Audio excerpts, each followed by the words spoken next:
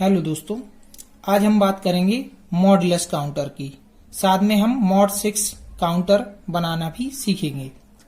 इससे पहले मैंने पिछले वीडियो में आपको 3 बिट बाइनरी काउंटर के बारे में बताया था।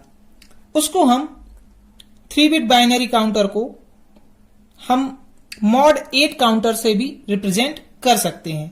क्योंकि यह एसिंक्रोनस काउंटर के अंतर्गत आता है तो डिजाइनिंग मॉड काउंटर्स की सेम रहेगी। यहां पर थोड़ा सा टिपिकल हो जाता है जब हम काउंटिंग स्टेट को हमारे 2 to the power n values के अकॉर्डिंग नहीं लेते। फॉर एग्जाम्पल, अगर हम यहां पर मॉड 6 काउंटर की बात करें तो हमारे लिए मॉड 6 काउंटर में टोटल काउंट 6 चाहिए है, जो कि 0 से लेकर 5 तक काउंट करे। उसके लिए हमें मिनिमम 3 फ्लिप फ्लॉप का यूज करना होगा। बट हम जानते हैं कि 3 फ्लिप फ्लॉप का यूज करने पर टोटल काउंट हमारा 0 से लेकर 7 यानी 8 काउंट बनेगा। तो अब हम देखते हैं कि कैसे हमने इस काउंटर को मॉडुलस 6 काउंटर में कन्वर्ट किया। यहां पर आप देख पा रहे हैं मैंने एक extra circuitry CLR clear button को ऐड कर दिया है, जो कि एक नैंड गेट से कनेक्टेड है। ये CLR यहां पर आप देख रहे हैं हमने बबल का यूज किया है। तो यह तभी एक्टिवेट होगा जब इसमें 0 एज अ इनपुट प्रोवाइड हो। दैट मीन्स अगर 0 होगा तो ये एक्टिवेट होगा और सारे फ्लिप फ्लॉप को क्लियर करके इनिशियल स्टेट 0 0 0 पर ला देगा।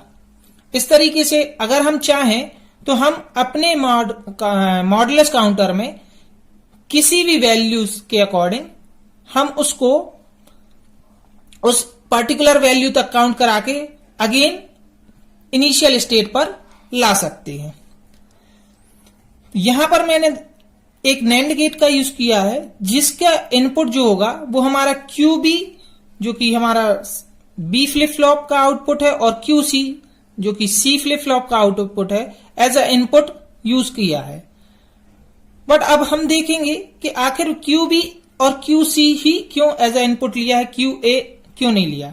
तो हम जानते हैं कि हमारा 3 बिट बाइनरी काउंटर जो है वो 0 से लेकर टोटल 7 स्टेट तक हमारा काउंट करेगा।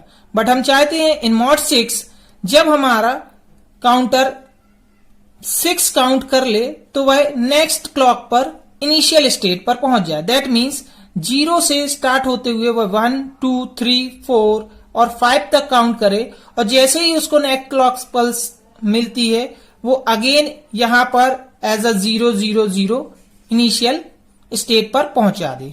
तो हम देख पा रहे हैं कि अगर हम स्टेट 6 की बात करें तो QC और QB जो कि हमारा 1 और 1 है, ये स्टेट हमें यहां पर मिलती है और इससे पहले ये स्टेट हमें कहीं पर भी अवेलेबल नहीं है।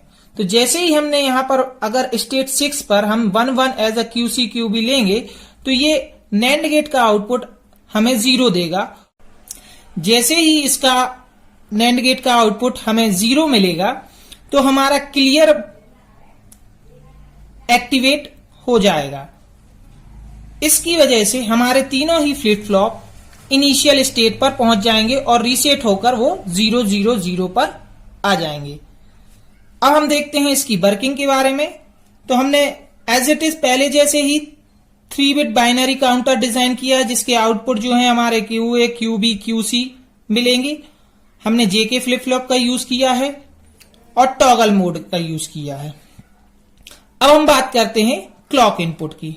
जब हम फर्स्ट क्लॉक देंगे, चूंकि हमारी negative edge triggered clock pulse use हो रही है, तो फर्स्ट क्लॉक पल्स पे हमने पिछले वीडियो में भी आपको बताया था कि जैसे ही हमारी नेगेटिव एज आएगी हमारा जो QA है वो ट्रिगर्ड होकर टॉगल मोड से 0 to 1 पहुंच जाएगा। उस समय पे QA का आउटपुट जो 1 हो गया है तो एज अ B वो फ्लिप फ्लॉप B के लिए क्लॉक पल्स होगा। बट यहां पर हमें नेगेटिव एज अभी नहीं मिल रही है, इसीलिए ये QB जो आउटपुट है वो 0 ही रहेगा।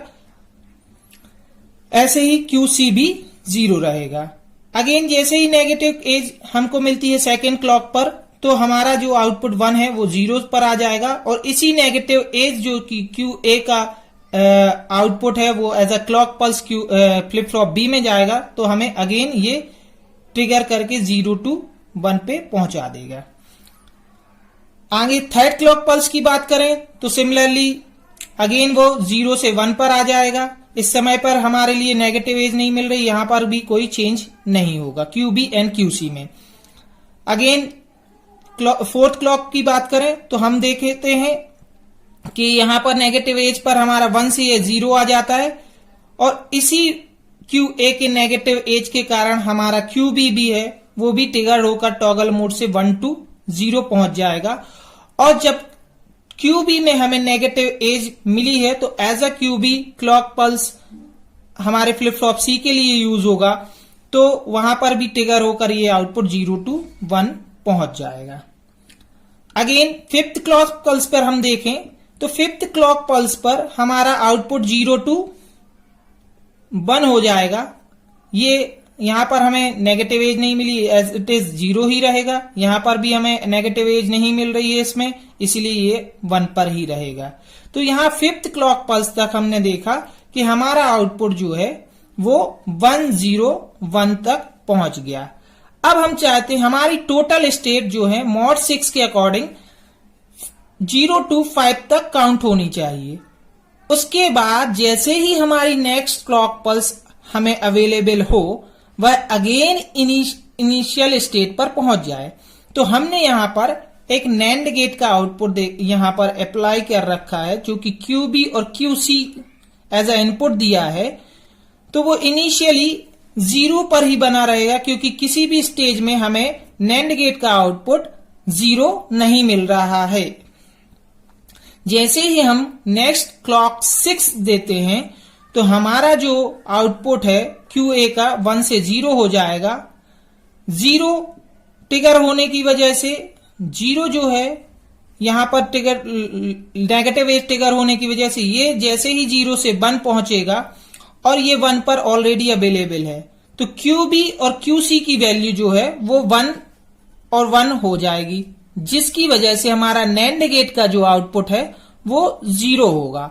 और जैसे ही ये 0 इनिशिएट होगा यहां पर ये तीनों फ्लिप फ्लॉप पर क्लियर बटन एक्टिवेट होगा जो कि हमारे फ्लिप फ्लॉप के काउंट को इनिशियल स्टेट 000 पर इनिशिएट कर देगा। तो यहां पर आप देख पा रहे हैं ये थोड़े से समय के लिए 1 पर पहुंचा और अगेन ये QB और QC की वजह से ट्रिगर होकर ये 0 स्टार्ट हो गया। ये हमारा नैंड गेट का आउटपुट है। इस समय पे हमें ये 1 मिला,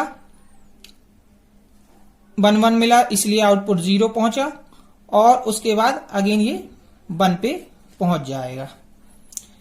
अब इसको अगर हम स्टेट टेबल से देखें तो जैसे ही हमने 6 स्टेट 1 अप्लाई की तो हमारा सर्किट का जो आउटपुट है वो क्लियर के थ्रू इनिशिएट होकर रीसेट हो गया जो कि अब 0 पर पहुंच गया और QA जो ऑलरेडी 0 था तो वो 0 मिल गया।